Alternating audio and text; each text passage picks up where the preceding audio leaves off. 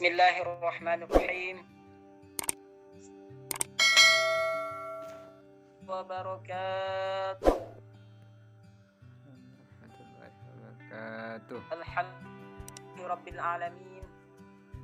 Salatu wassalamu ala asrafil anbiya'i wal mursalin wa ala alihi wa sahbihi rasulillahi ajma'in. Amma ba'd. Awalan, hayya bina naskurullaha azza wa jalla alladzi qad a'tana ni'aman katsirah wa biha nastati'u an nahtafila fi hadzal makanil mubarak. Thaniyan, salatan wa salaman daimaini mustalazimaini ala habibina Mustafa Muhammad sallallahu alaihi wasallam. Sallallahu alaihi wasallam. Shalli ala sayyidina. Puji serta syukur mari kita ucapkan kepada Allah Subhanahu wa taala karena Ia telah melimpahkan rahmat beserta nikmat-Nya kepada kita bersama sehingga kita dapat melaksanakan presentasi pada Zoom pada saat sekarang ini. Salawat serta salam tak lupa pula kita hadiahkan kepada pucuk pimpinan umat Islam sedunia, yakninya Habib besar Mustafa Muhammad sallallahu alaihi wasallam, yang mana ia telah membawa umatnya dari zaman kegelapan ke zaman terang yang menderang pada saat sekarang ini. Baiklah, kami dari kelompok 1 berjumlah 3 orang. Yang pertama Muhammad Ridwan, yang kedua Muhammad Rahman, dan yang ketiga Muhammad Taufikur Rahman. Jadi kami pada kesempatan kali ini akan memaparkan atau memprestasikan kepada teman-teman semua mengenai pengertian Al-Quran menurut bahasa, nama-nama Al-Quran, serta sifat dan fungsi Al-Quran. Sebelum itu, marilah kita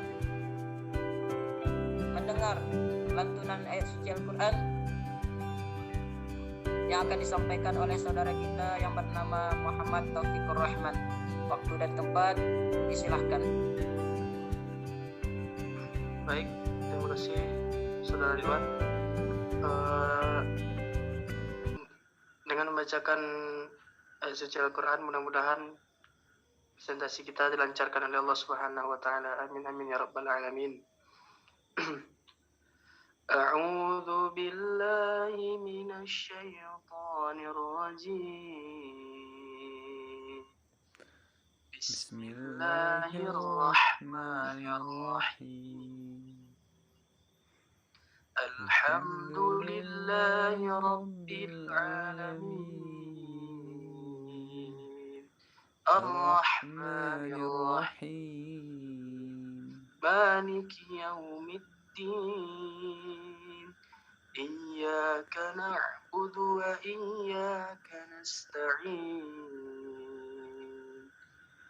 Ihdinas siratal mustaqim. Siratal ladzina an'amta 'alaihim ghairil maghdubi 'alaihim waladdallin.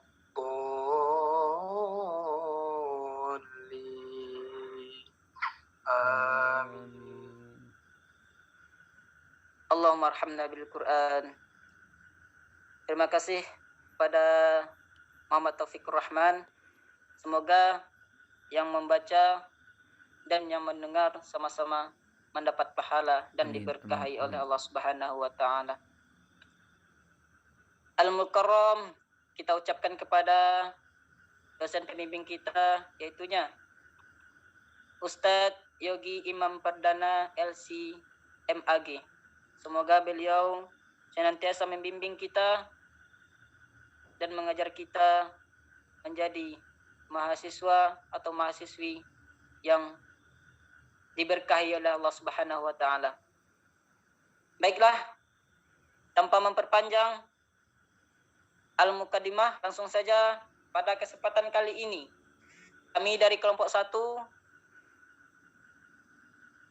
akan membahas mengenai pengertian Al-Quran menurut bahasa dan istilah, nama-nama, sifat dan fungsi Al-Quran, yang akan disampaikan oleh saudara kita yang bernama Muhammad Rahman. Kepada beliau waktu dan tempat disilahkan.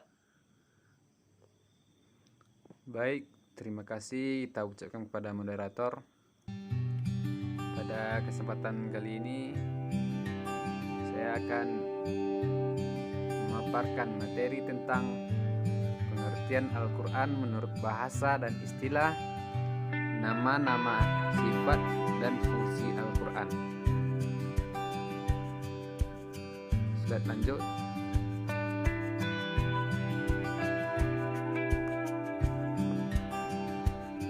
Yang pertama, pengertian Al-Quran.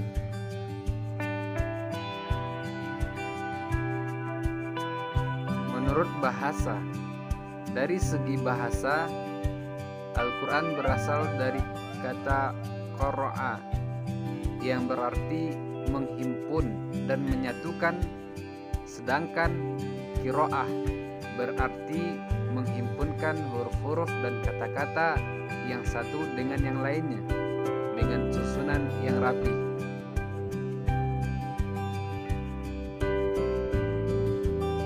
Secara istilah atau menurut istilah Muhammad Ali As-Sabuni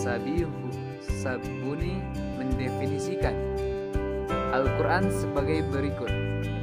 Al-Quran adalah firman Allah yang tiada tandingannya, diturunkan kepada Nabi Muhammad SAW, penutup para nabi dan rasul, dengan perantara malaikat Jibril alaihissalam, dan ditulis pada mushaf yang kemudian disampaikan kepada kita secara mutawatir, serta membaca dan mempelajarinya merupakan ibadah yang dimulai dengan surat Al-Fatihah dan ditutup dengan surat An-Nas.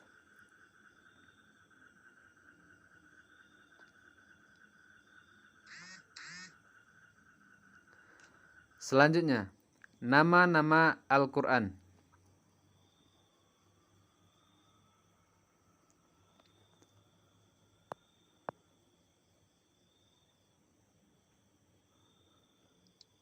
Yang pertama, Al-Kitab atau Kitabullah.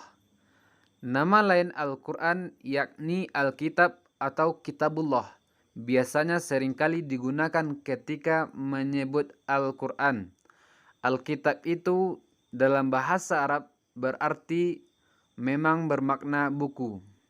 Nama ini terdapat dalam Quran surah Al-Baqarah ayat 2 yang artinya, kitab ini tidak ada keraguan padanya, petunjuk bagi mereka yang bertakwa. Quran surah Al-Baqarah ayat 2.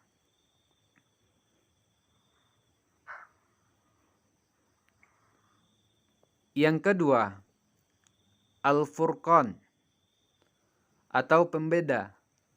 Nama lain Al-Quran berikutnya yakni Al-Furqan, yang memiliki arti pembeda benar dan yang salah, atau pembeda yang hak dan yang batil. Nama ini ada dalam Quran surah Al-Furqan ayat 1, yang artinya Maha suci Allah yang telah menurunkan Al-Furqan kepada hambanya agar dia menjadi pemberi peringatan kepada seluruh alam. Quran surah Al-Furqan ayat 1.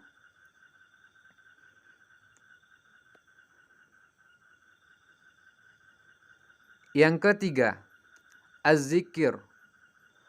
Nama lain Al-Quran juga kadang disebut dengan Az-Zikir artinya pemberi peringatan.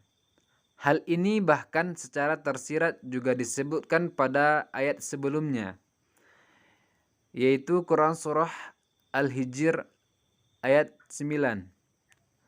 Sesungguhnya kamilah yang menurunkan az-zikir, dan sesungguhnya kami benar-benar memeliharanya. Quran Surah Al-Hijr ayat 9.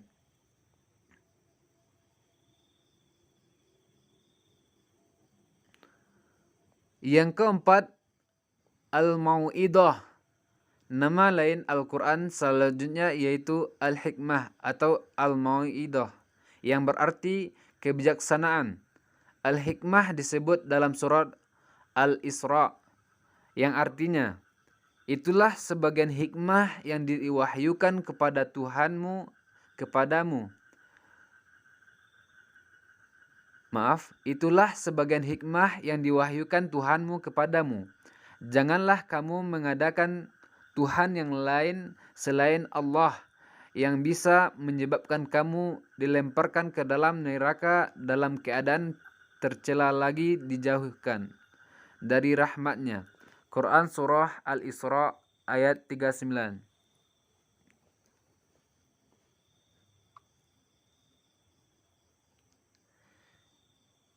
Yang kelima, Asy-Syifa. Nama lain Al-Quran selanjutnya adalah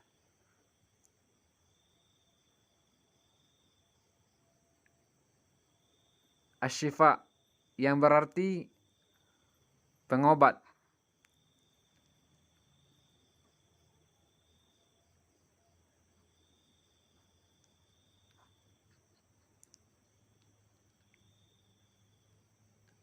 Hai manusia, sesungguhnya telah datang kepadamu pelajaran dari Tuhanmu dan penyembuh bagi penyakit-penyakit yang ada.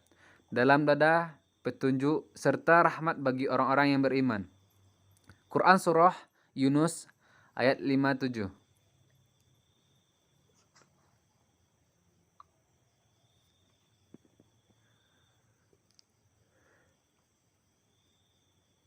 Yang keenam, An-Nur atau cahaya. Al-Quran sebagai cahaya kebenaran kepada manusia, sehingga menjauhkan manusia dari kebatilan dan kejahilan. Al-Quran sebagai obor penerang jalan hidup mereka agar tidak sesat.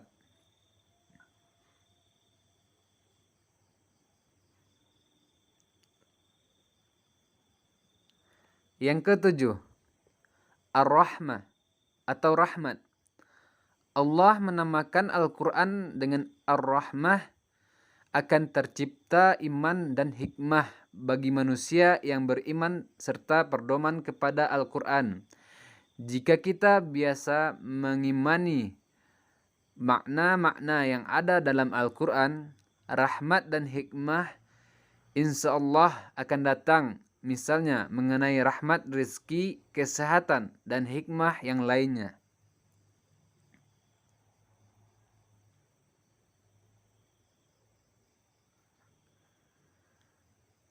Yang kedelapan, Al-Busra atau berita gembira.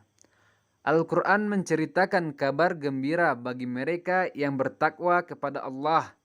Allah akan memberi balasan berupa ketenangan hidup di dunia maupun di akhirat bagi mereka yang ketika menjalani hidupnya berdasarkan kehendak Allah dan jalan yang diatur dalam Al-Quran.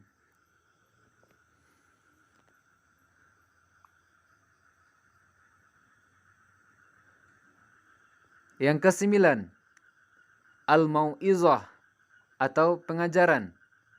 Al-Quran yang diturunkan oleh Allah adalah untuk kegunaannya dan keperluan manusia. Karena manusia senantiasa memerlukan peringatan dan pembelajaran yang akan membawa mereka kembali kepada tujuan penciptanya yang sebenarnya.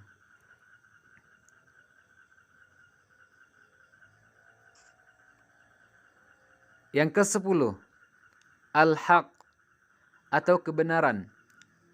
Al-Quran dinamakan dengan Al-Haq karena dari awal hingga akhirnya Kandungan Al-Quran adalah semuanya benar.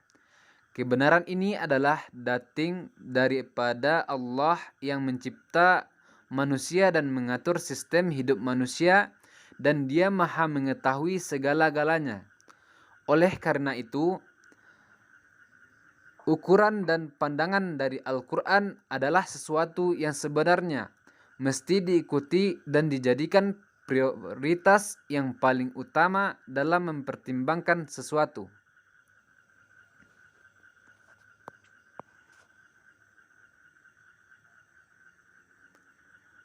Yang ke-11, Al-Bayan atau keterangan. Al-Quran adalah kitab yang menyatakan keterangan dan penjelasan kepada manusia tentang apa yang baik dan yang buruk untuk mereka, menjelaskan antara yang hak dan yang batil, yang benar dan yang palsu, jalan yang lurus dan jalan yang sesat.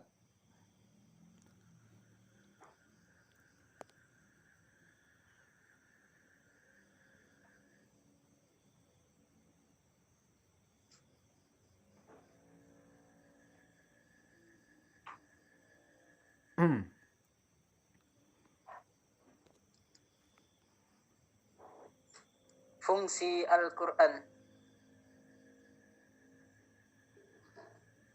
Selanjutnya, fungsi Al-Quran. Qira'ah, yang berarti bacaan. Seperti yang kita tahu bersama, bahwa wahyu yang pertama kali diturunkan oleh Allah Subhanahu wa Ta'ala ada di dalam Al-Quran surah ke-96. Ayat pertama yaitu Qara, artinya bacalah atau Iqra. Qiraah hanya sekedar bacaan saja, tapi tidak menuntut kita untuk memahaminya. Yang kedua, Al-Huda atau petunjuk. Allah Subhanahu wa Ta'ala menyebutkan Al-Quran sebagai petunjuk bagi orang-orang yang bertakwa. Sedangkan di pertengahannya disebutkan sebagai petunjuk bagi manusia. Dan ini sifatnya umum, baik bagi orang yang bertakwa maupun yang tidak bertakwa. Yang ketiga, syafaat. Di akhirat kelak Allah Subhanahu wa Ta'ala akan memberi syafaat bagi ahlul Quran.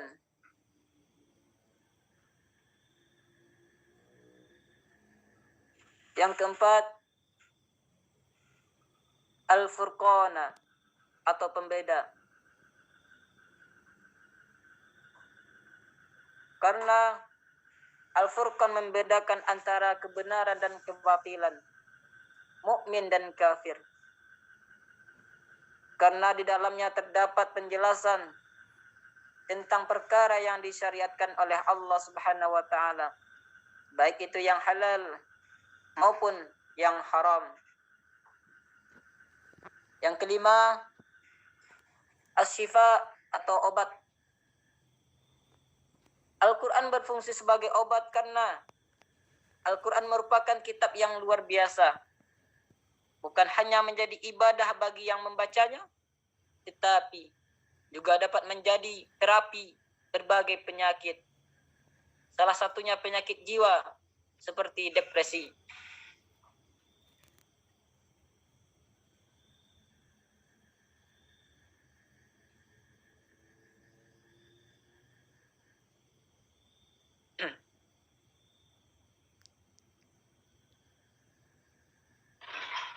Baik, yang selanjutnya adalah sifat-sifat Al-Quran.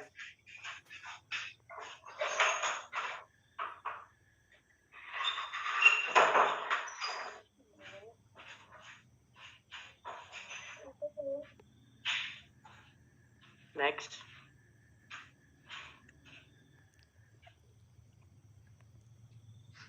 Sifat-sifat Al-Quran. Yang pertama, tidak ada keraguan padanya. Kitab Al-Quran ini tidak ada keraguan padanya. Quran surah Al-Baqarah ayat 2. Yang kedua, kitab yang mengandung hikmah. Alif Lam Ra. Inilah yang Alkitab Al-Quran yang mengandung hikmah. Quran surat Yunus ayat 1. Kitab yang jelas. Alif Lam Ra. Yang di dalamnya ayat Al-Quran sebagai Al-Quran yang jelas. Quran surat Yunus ayat 1.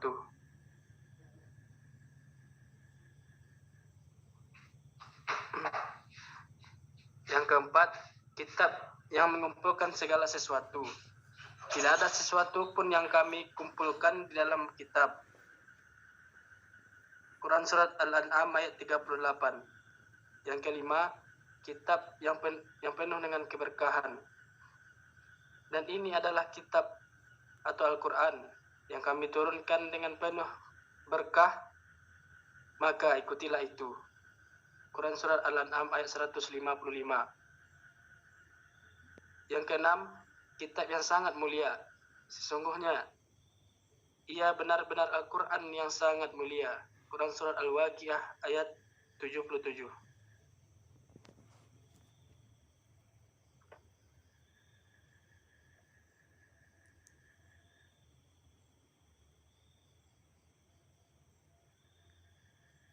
Baik, itulah penampilan makalah kami atau presentasi pada kesempatan kali ini.